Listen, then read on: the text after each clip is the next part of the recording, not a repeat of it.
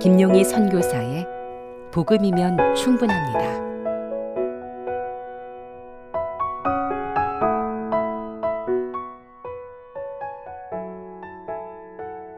오직 은혜의 복음. 두 번째, 부흥케 하시는 하나님께로 돌아가자.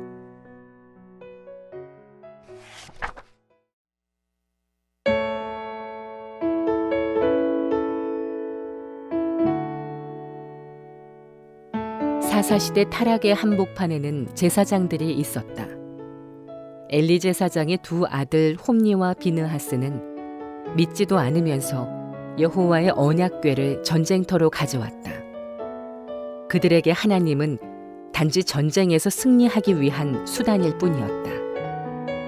과연 하나님이 승리를 주셨을까? 그 일은 오히려 죽음이라는 심판을 불러왔고 법궤는 블레셋에 빼앗기고 말았다. 이 소식을 들은 엘리 제사장은 비둔한 몸을 이기지 못하고 의자에서 넘어져 목이 부러져 죽었다. 시아버지와 남편의 죽음 앞에 해산을 앞두었던 비느하스의 아내는 갑작스런 해산 끝에 죽음을 맞이한다. 그녀가 아이에게 준 이름은 이가봇, 하나님의 영광이 이스라엘에서 떠났다는 의미였다. 하지만 하나님의 영광은 빼앗긴 법궤와 함께했다.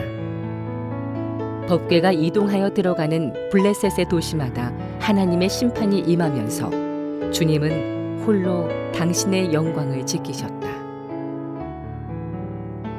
결국 블레셋의 모든 방백들은 법궤를 이스라엘 땅으로 다시 돌려보내기로 결정한다.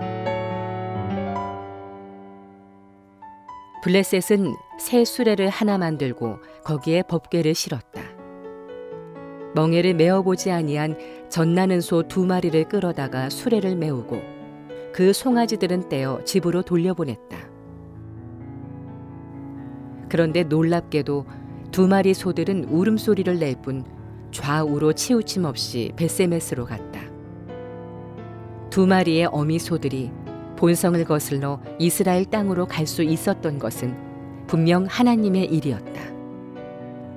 이 일을 통해 블레셋의 이방인들은 하나님을 두려워하며 믿었다. 그러나 정작 이스라엘은 하나님의 영광을 몰랐다. 오히려 이스라엘의 벳세메스 사람들은 여호와의 궤를 들여다본 까닭에 하나님의 심판을 받았을 뿐이다. 결국 여호와의 언약궤는 20년간 아비나답의 집에 머물러 있었다. 그러나 그 누구도 법궤를 찾지 않았던 그 기간 동안 이스라엘 족속 안에는 경건의 열망이 일어났다. 궤가 기란 여아림에 들어간 날부터 20년 동안 오래 있은지라 이스라엘 온 족속이 여호와를 사모하니라.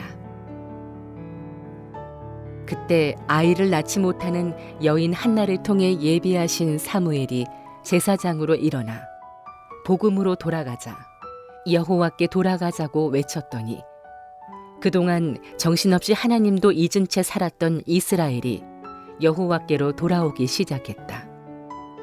그들은 미스바로 모여 회개했고 부흥이 임했다.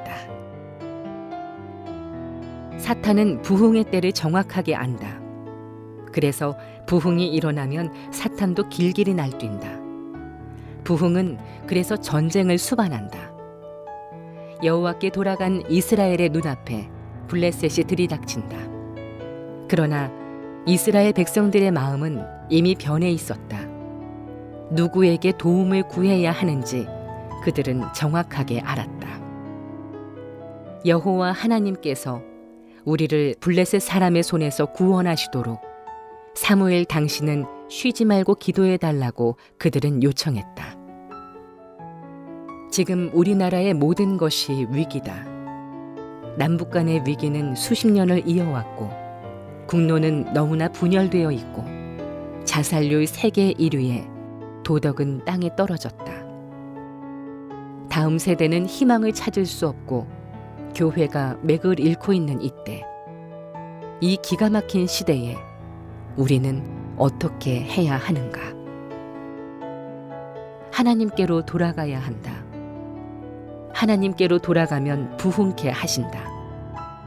부흥이 임하면 사람들은 이구동성으로 외치게 된다. 기도하자. 여호와께로 돌아가자.